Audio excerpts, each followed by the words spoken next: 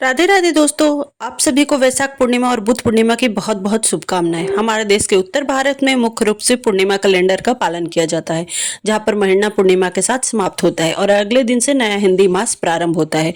वहीं दक्षिण भारत में अमांत कैलेंडर का पालन किया जाता है, जहां पर अमावस्या तिथि के बाद से नया हिंदी मास प्रारंभ होता है और अमावस्या किसी भी महीने के अंतिम दिन होती है।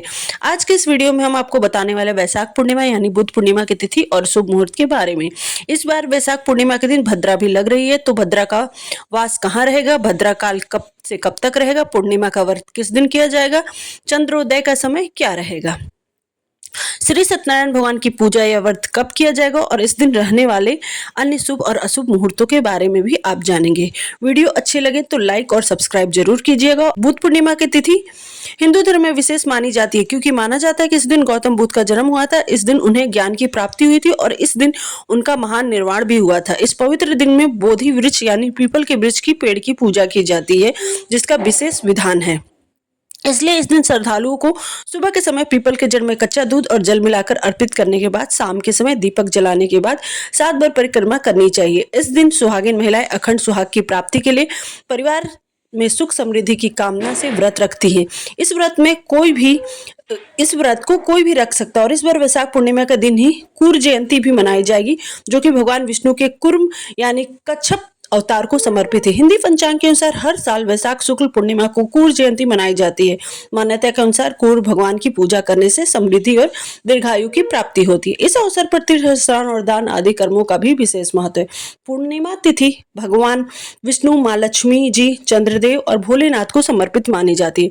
इस बार पूर्णिमा तिथि 30 अप्रैल दिन गुरुवार को रात 9:13 से प्रारंभ हो रही है और पूर्णिमा तिथि समाप्त हो रही है 1 मई दिन शुक्रवार को रात 10:52 पर। ऐसे में उदय तिथि और चंद्रोदय व्यापी तिथि के अनुसार 1 मई दिन शुक्रवार को ही पूर्णिमा का व्रत स्नान दान किया जाएगा।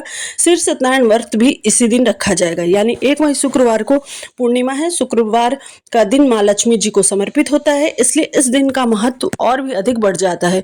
ब्रह्म मुहूर्त शुक्रवार के दिन सुबह 4:20 से 5:08 तक रहेगा, जो कि सुबह स्नान और मंत्र जाप पूजा पाठ के लिए उत्तम होता है। सूर्योदय होगा सुबह 5:57 पर, सूर्यास्त होगा शाम 6:50 पर। इस दिन सिद्धि योग रात 9:13 तक रहेगा। अमृत काल शाम 6:55 से 8:41 तक रहेगा, जिस समय में आप शाम की पूजा और दीपदान कर सकते हैं। शाम के समय माँ लक्ष्मी जी की पूजा प्रदोष काल में करनी चाहिए, तो अमृत काल में आप माँ लक्ष्मी जी की पूजा कर सकते हैं। अभिजीत मुहूर्त सुबह 11:58 से दोपहर 12:49 तक रहेगा, जिसमें आप श्री सत्यनारायण भगवान की पूजा या कथा श्रवण कर सकते हैं। राहु काल सुबह 10:30 से दोपहर 12 बजे तक रहेगा और भद्र काल गुरुवार की रात 9:12 से शुक्रवार की सुबह 10 बजे तक रहेगा। इस बार भद्रा का वास पाताल लोक में होगा, इसलिए यह भद्रा पृथ्वी लोक पर अशुभ नहीं मानी जाएगी। तो पूजा पाठ संबंधी कार्य हो या अन्य कार्य हो तो आप इस दौरान भी कर सकते हो।